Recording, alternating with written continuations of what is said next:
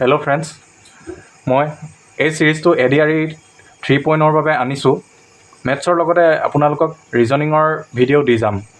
চ' আজি মই প্ৰথম ভিডিঅ'টো HCF আৰু LCMৰ পৰা আৰম্ভ কৰিছোঁ। আৰু মোৰ পৰিচয়, মই মানস গগৈ। মই ডিব্ৰুগড় ছেইণ্ট মেৰিজ স্কুলৰ প্ৰাক্তন অংকৰ শিক্ষক হৈছোঁ। ক্লাছ 9 and 10ত মই মেথছ আৰু এডভান্স পঢ়াইছিলোঁ আৰু তাতে বহুত ভাল ফলাফল হৈছে। বহুতকেইজন ষ্টুডেণ্টে মেথছত 100ৰ ভিতৰত 100 পাইছে, এডভান্সতো তেনেকৈ 100ৰ ভিতৰত 100 পাইছে। আৰু বৰ্তমান মই এতিয়া আপোনালোকক ADREৰ বাবে পঢ়াবলৈ ওলাইছোঁ। গতিকে এনেকৈ আপোনালোকক মই এটা এটা ভিডিঅ' দি যাম আৰু আপোনালোকে যদি ভিডিঅ'সমূহ ভালদৰে চাই যায় তেনেহ'লে মই ভাবোঁ নিশ্চয় আপোনালোকে ADRE 3.0ত যিটো লিখিত পৰীক্ষা হয় তাত ভাল ফলাফল পাব। চ' গতিকে আজি এটা সৰু টপিক দিবলৈ ওলাইছোঁ, HCF আৰু LCM, যাক আমি অসমীয়াত লসাগু আৰু গসাউ বুলি কওঁ। ঠিক আছে। আৰু মোৰ মাধ্যমটো হ'ব, মই এনেদৰে আপোনালোকক ইংৰাজীতে বুজাম। যিসকল অসমীয়া মাধ্যমৰ ষ্টুডেণ্ট আছে তেওঁলোকেও বস্তুটো দেখি মেলি বুজি পাব। একো টান বস্তুও নহয়। তো গতিকে মই কওঁতে বস্তুখিনি এনেকৈয়ে ক'ম, ফেক্টৰ মাল্টিপল এতিয়া যিখিনি লিখা দেখিছে। ত' ভাবোঁ অসমীয়া ষ্টুডেণ্টখিনিও যথেষ্ট উপকৃত হ'ব। আৰু আপোনালোকে বস্তুখিনি কি হয়, ADRE চিলেবাছটো বিশেষকৈ মেথছ ক্লাছ 10ৰখিনি সেইখিনি চালেই পৰা যায়, 9 আৰু 10। তো আপোনালোকে যদি দৰকাৰ হয় আপোনালোকে লগত NCERT কিতাপখন ফ'ল' কৰিব পাৰে। আৰু মই এনেদৰে টপিকবোৰ দি যাম আৰু আপোনালোকে তাৰ এক্সাৰচাইজসমূহ কৰিব পাৰে। আৰু ক্ৰমান্বয়ে মই সময়ত আপোনালোকক প্ৰিভিয়াছ ইয়েৰ যিখিনি পেপাৰ হৈছিলে সেই পেপাৰখিনিৰ ভিডিঅ' চলিউশ্যনো দিম। ঠিক আছে। তো গতিকে আৰম্ভ কৰিছোঁ আজি এই প্ৰথম ভিডিঅ'টিৰে। চ' HCF and LCM এটা আপোনালোকৰ বৰ বিশেষ টান টপিক নহয়, সহজে হয়। তাতে প্ৰথম বস্তু হ'ল আমি জানিবলগীয়া কি, আগতে পঢ়িছে আপোনালোকে, মানে বস্তুখিনি ৰিভাইজ কৰাৰ নিচিনা হ'ব। আৰু ৰিভাইজো হ'ব, আৰু যদি কোনোবাই পাহৰিছেও তেওঁলোকে চালেও বুজি পাব বস্তুখিনি।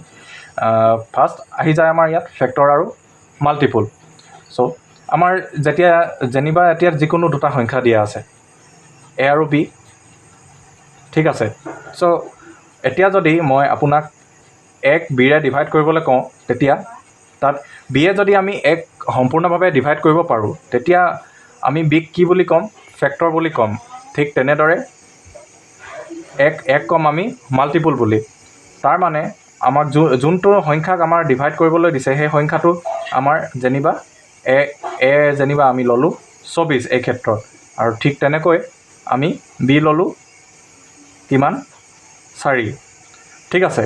চ' গতিকে এই পদ্ধতিৰে যদি মই যাওঁ, A হ'ল 24 ডিভাইডেড বাই B হ'ল 4।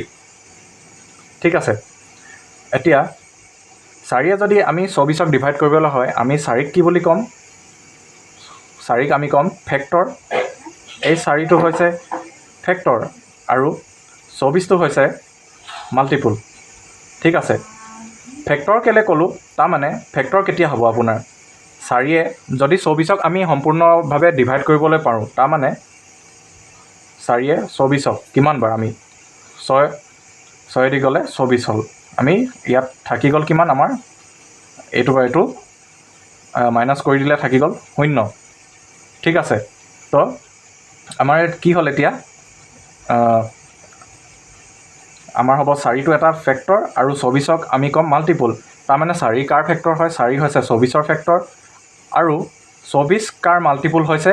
24 হৈছে 4ৰ মাল্টিপুল। ঠিক আছে।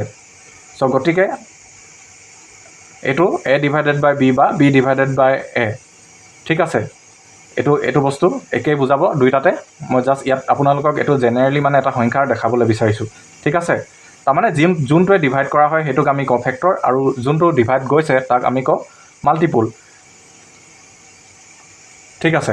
আমি এতিয়া প্ৰথম আহোঁ HCF বা হায়েষ্ট কমন ফেক্টৰ, HCF, যাক আমি কওঁ হায়েষ্ট কমন ফেক্টৰ বুলি। ঠিক আছে। এতিয়া হায়েষ্ট কমন ফেক্টৰ।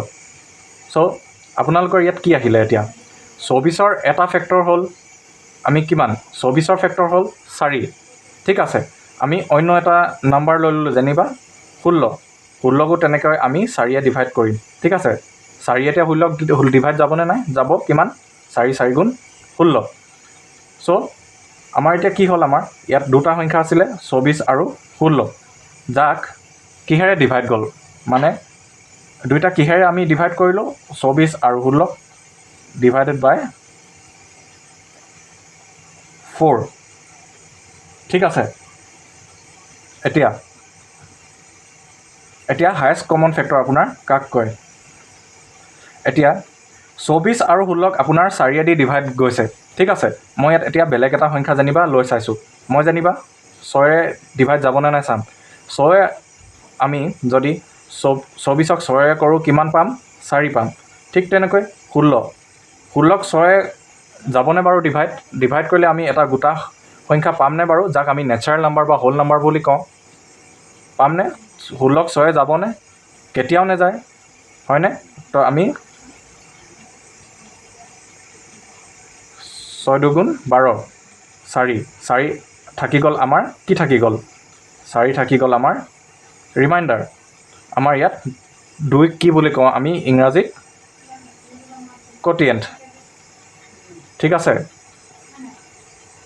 6ক আমি কি বুলি কওঁ ইয়াত ডিভাইজৰ আৰু 16ক আমি কওঁ ডিভাইডেণ্ট ঠিক আছে দেখিছেনে বুজি আছে সকলোখিনি ঠিক আছে এতিয়া আমি দুটা সংখ্যা লৈছিলোঁ 24 আৰু 16 এতিয়া দুইটাক আমি 6ৰে ডিভাইড কৰি চালোঁ নহয় এতিয়া আমি অন্য এটা সংখ্যা ল'ম 5 যাবনে বাৰু দুইটাক 5 24 আৰু 16 কেতিয়াও নাযায় কাৰণ আমি জানো যিকোনো সংখ্যা 5ৰে যাব হ'লে তাৰ শেষত 5 বা 0 থাকিব লাগিব ঠিক তেনেকৈ আমি আৰু এটা নাম্বাৰ ল'ম কি লওঁ আমি 2 লৈ চাওঁ আমি 4 লৈ চালোঁ 4তকৈ ডাঙৰ লৈ চালোঁ এবাৰ আমি সৰু লৈ চাম 4তকৈ আমি সৰু তাৰমানে 2ক লৈ চাইছোঁ এতিয়া 2ৰে যাবনে বাৰু আমাৰ 24ক আমি 2ৰে ডিভাইড কৰি চাওঁ কিমান পালোঁ 12 তাৰমানে 2 এটা কি হয় আমাৰ ফেক্টৰ আৰু তেনেকৈ 16কো আমি কিহে ডিভাইড কৰিম 2ৰে 16কো 2ৰে কৰিলে কিমান 8 বুলি পালোঁ তাৰমানে 16ৰ 2 কি হয় ফেক্টৰ ঠিক আছে তো এইটো এতিয়া চাওক আমাৰ এতিয়া 24 আৰু 16ক আমি কিহেৰে ডিভাইড কৰিব পাৰিলোঁ 4 আৰু 2ৰে এতিয়া মই আকৌ ইয়ালৈ এইটো আপোনাক আমি 16 আৰু 24 তাক আমি কিহেৰে ডিভাইড কৰিলোঁ আপোনাৰ 4 আৰু 4 এণ্ড 2 এই দুইটাৰে আমাৰ 16 আৰু 24 ডিভাইড হয় ঠিক আছে এতিয়া তাতে 2ও এতিয়া আমি দুইটাই ফেক্টৰ পালোঁ কিন্তু আমাৰ ইয়াত আমি কি বুলি এইটো লিখা আছে হেডিংটো চাওক HCF হাইয়েষ্ট কমন ফেক্টৰ বুলি ক'লে কি হয় আপোনাৰ এই 4ও এটা কমন ফেক্টৰ 4ও 16 আৰু 24ক যায় 2ও এটা কমন ফেক্টৰ 16 আৰু 24ক গৈছে কিন্তু আমাক কোনটো লাগে যোনটো সংখ্যা আমাৰ ডাঙৰ হয় যোনটো ডাঙৰ সংখ্যা হয় আমাক সেইটো লাগে কাৰণ আমাক কৈছে হাইয়েষ্ট কমন ফেক্টৰ চ' গতিকে 16 আৰু 24ৰ HCF আমি কি বুলি লিখিম হাইয়েষ্ট কমন ফেক্টৰ হ'ব 2 নে 4 ইয়াত হ'ব আপোনাৰ 4 কাৰণ দুইটাৰ ভিতৰত ডাঙৰটো হৈছে 4 এতিয়া 16 আৰু 24ৰ HCF হৈছে 4 ঠিক আছে এইটো বস্তু আপোনাৰ এতিয়া HCF উলিয়াবৰ বাবে আপোনাৰ দুটা পদ্ধতি আমি চাওঁ ঠিক আছে HCF উলিওৱাৰ দুটা পদ্ধতি আছে তো HCF can be found out by two different methods. HCF can be found out by two different methods. So এইখিনি মই যেটো পঢ়াইছো আপোনালোকৰ অকল এডিআৰই বুলিয়ে নহয় আপোনালোকৰ ৰেলৱে SSC বা বেংকিং যিকোনো ধৰণৰ এনেকুৱা পৰীক্ষাৰ বাবে আপোনালোকে এটো চালে উপযোগী হ'ব ঠিক আছে আৰু বিশেষকৈ মই এডিআৰই 3.0ৰ বাবে কনসিডাৰ কৰি পঢ়াইছো ঠিক আছে HCF can be found by two different methods. So আমাৰ ইয়াত প্ৰথমটো মেথড আহিলে কি আহিলে আমাৰ আছে prime factorization method prime factorization factorisation method আৰু দ্বিতীয়তে আহিছে আপোনালোকৰ ডিভিজন মেথড ঠিক আছে আমি এতিয়া প্ৰথম পদ্ধতিলৈ আহোঁ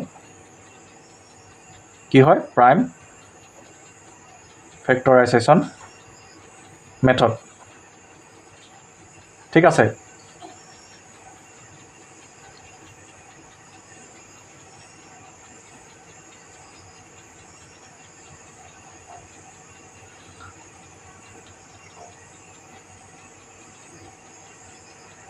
আচ্ছা এতিয়া প্ৰাইম ফেক্টৰাইজেশ্যন মেথড আপোনালোকে আগতে পঢ়িছে prime factor prime number composite number কয় ঠিক আছে মই অসমীয়াটো এতিয়া বৰ্তমান পাহৰিছোঁ মোৰ মনত পৰা নাই আপোনালোকে কিতাপত যদি চাই বস্তুটো ভালদৰে জানিব ঠিক আছে আমি আমাৰ এতিয়া যিকোনো সংখ্যাই আমাৰ একৰ পৰা যিখিনি ষ্টাৰ্ট হয় 1 2 3 4 5 6 এনেকৈ গৈ থাকে ঠিক আছে আমি এইখিনি নাম্বাৰক ইংৰাজীত কি বুলি কওঁ নেচাৰেল নাম্বাৰ ঠিক আছে এতিয়া এই নেচাৰেল নাম্বাৰখিনিক আমি দুটা ভাগত ভগাব পাৰোঁ নেচাৰেল নাম্বাৰত আপোনালোকে দুটা ভাগত ভাগ হয় এটা হ'ল আপোনালোকৰ প্ৰাইম নাম্বাৰ বুলি কয় আনটো হৈছে কম্প'জিট নাম্বাৰ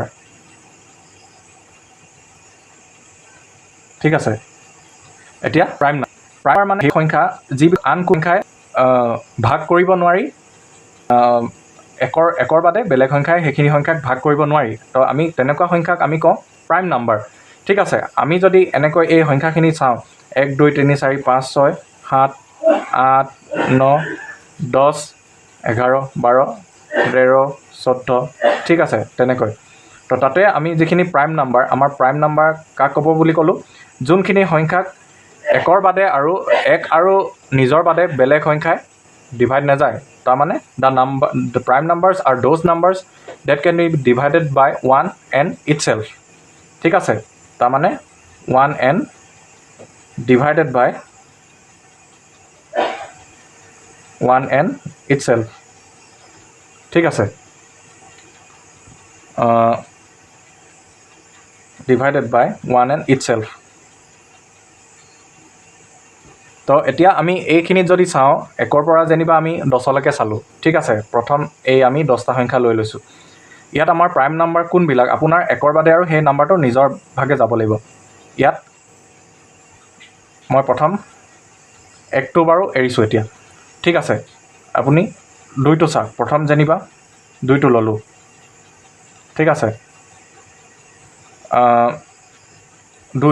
2ক এতিয়া আপোনাৰ কিহেৰে আপোনাৰ 2ক ডিভাইড যায় 2ক আমি 2 ডিভাইডেড বাই 2 কৰিলে আমি 1 পাওঁ আৰু 2ক 2 ডিভাইডেড বাই 1 কৰিলে আমি 2 পাওঁ তাৰমানে এই 2ক আমি কিহেৰে ডিভাইড কৰিব পাৰোঁ 1 আৰু 2 তাৰমানে মই কোৱা কথাটো হ'লনে ডিভাইডেড বাই 1 এণ্ড ইটছেল্ফ মানে সেই সংখ্যাটোৱে নিজে নিজক ডিভাইড কৰিব লাগিব ঠিক আছে তাৰমানে আমাৰ 2টো প্ৰাইম নাম্বাৰ হয়নে হয় ঠিক আছে ঠিক তেনেকৈ আকৌ 3টো ল'লোঁ 3টো আমাৰ কিহেদি আমি এবাৰ 3 কৰিলোঁ 1 পালোঁ আকৌ 3ক একেৰে কৰিলে 3 পালোঁ আৰু বেলেগ কিবাহে যাবনে 3 নেযায় ঠিক আছে নেক্সট আমি ল'লোঁ 4ক এতিয়া এই পদ্ধতিৰে প্ৰাইম নাম্বাৰ হয়নে নাই চাবলৈ 4ক আমি কিহে কৰিব লাগিব 4 ডিভাইডেড বাই 4 কৰিলে 1 পাম আকৌ 4 ডিভাইডেড বাই 1 কৰিলে 4 পালোঁ ঠিক আছে মই এতিয়া 1 আৰু 4 পাই গ'লোঁ কিন্তু ইমানেতে শেষ নহয় 4ক আৰু কিহেৰে যায় 4ক যাব আপুনি 2ৰে কৰিলে 2ও পাই গ'ল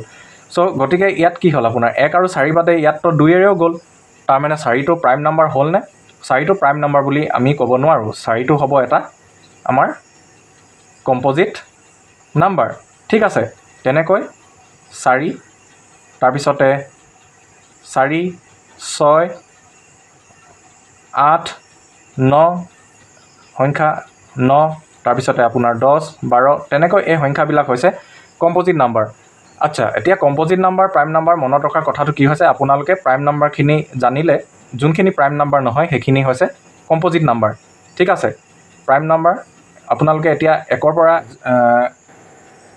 মই আপোনালোকক 1ৰ পৰা 100লৈকে প্ৰাইম নাম্বাৰছ এই গোটেইখিনি দি দিলোঁ তাত আমাৰ কি আহে 2 3 5 7 11 13 17 19 এনেকৈ আপোনালোকে চাব ঠিক আছে তাৰপিছতে একৰ কথাটো কৈছোঁ 1ক ধৰা হয় 1 ইজ নাইডাৰ প্ৰাইম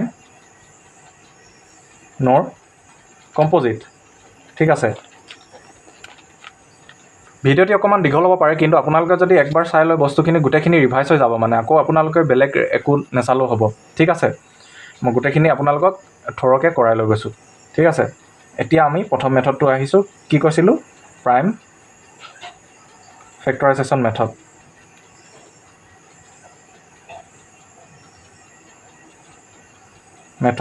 কিহৰ কাৰণে উলিয়াবলৈ HCF হাইয়েষ্ট কমন ফেক্টৰ উলিয়াবলৈ ঠিক আছে এতিয়া যেনেকৈ আমি যিকোনো দুটা নাম্বাৰ লৈ লৈছোঁ যেনিবা 36 আৰু 84 ঠিক আছে এতিয়া ইয়াৰ হাইয়েষ্ট কমন ফেক্টৰটো উলিয়াবলৈ ইয়াত কেনেকৈ কৰা হয় আপোনালোকে এই প্ৰাইম নাম্বাৰে এতিয়া 36 যেনিবা 36ক এতিয়া 4 6 এইবিলাকে আপোনালোকে ডিভাইড নকৰিব আটাইতকৈ সৰু প্ৰাইম নাম্বাৰ যোনটোৱে এই সংখ্যাটোক ডিভাইড কৰিব পাৰি সেইটোৱে ডিভাইড কৰি যাব ঠিক আছে আমি এই প্ৰাইম ফেক্টৰাইজেশ্যনৰ মেথডত কি কৰোঁ এই সংখ্যাটোৰ আৰু এই সংখ্যাটোৰ প্ৰাইম ফেক্টৰছখিনি উলিয়াওঁ তাৰমানে এই নাম্বাৰটোত কোনখিনি প্ৰাইম ফেক্টৰছ দি এই নাম্বাৰটো গঠিত হৈছে ঠিক আছে চ' 36ক আমি এতিয়া আটাইতকৈ স্মলেষ্ট প্ৰাইম নাম্বাৰ সৰু নাম্বাৰটোৱে এনেকৈ ডিভাইড কৰি যাম তেনেকৈ 2 1 যা 2 2 8 যা 16 এইটো আপোনালোকে সকলোৱে কৰিছে তেনেকৈ 2 9 যা 18 3 3 যা 9 ঠিক তেনেকৈ 84কো আমি আটাইতকৈ সৰু প্ৰাইম নাম্বাৰ যিহে যায়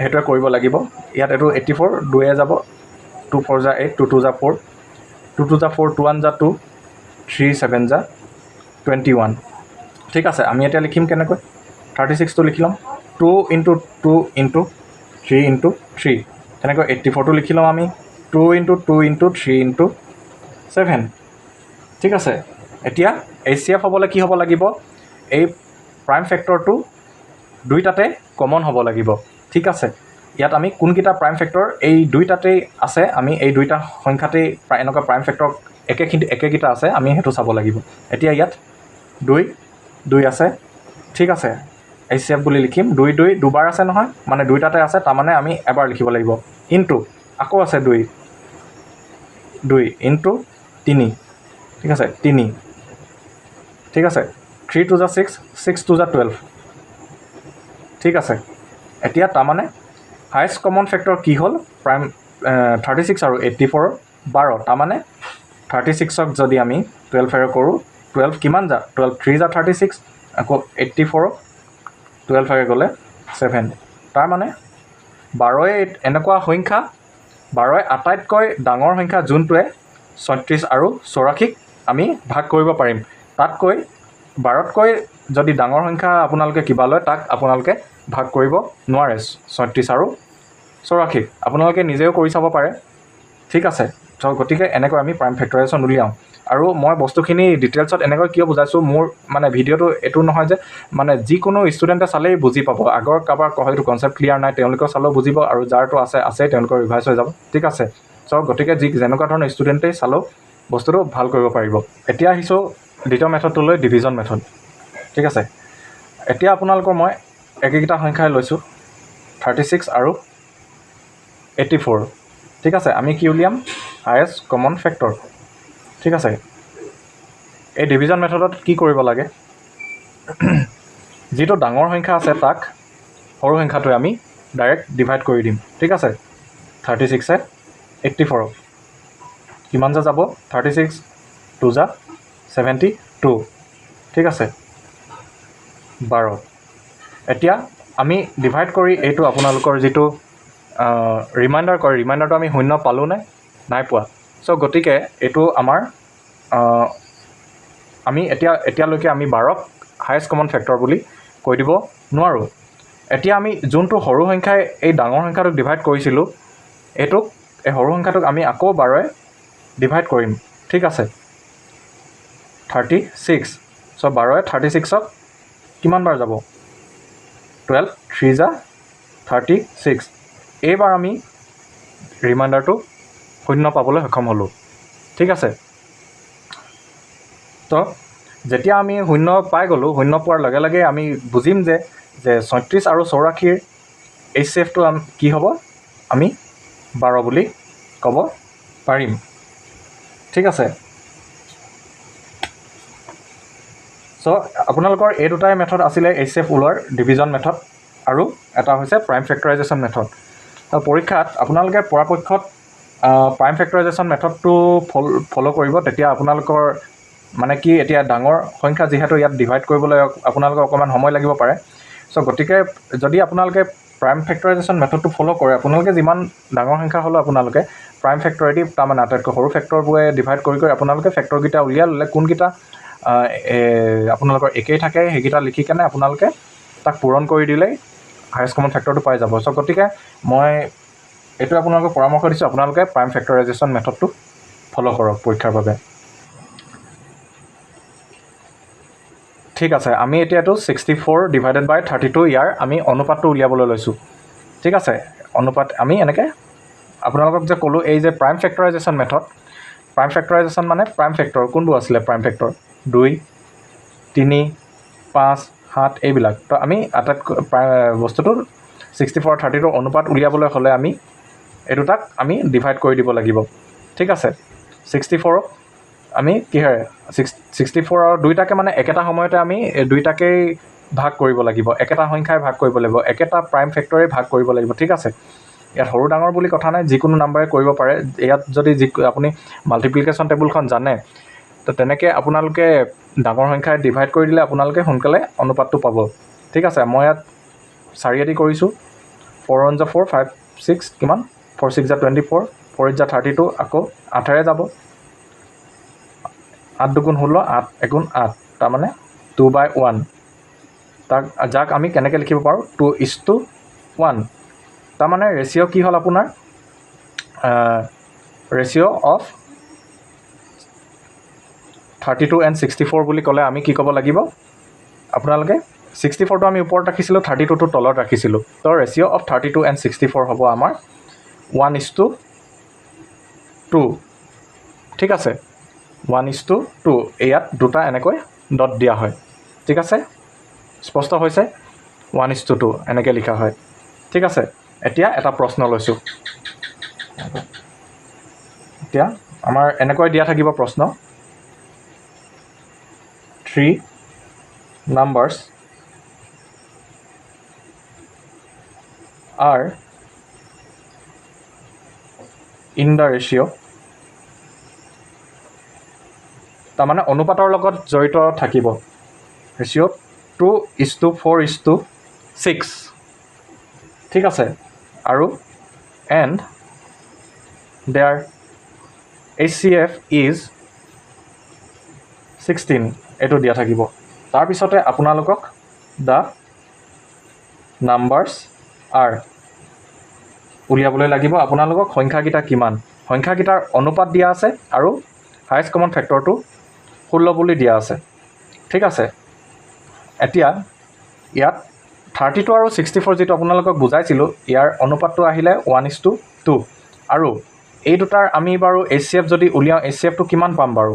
মই এতিয়া ডিভিজন মেথড কৰি দিছোঁ, যিহেতু এইটো বস্তু সহজে ওলাই আছে। 32 2 × 64 শূন্য পাই গ'লোঁ।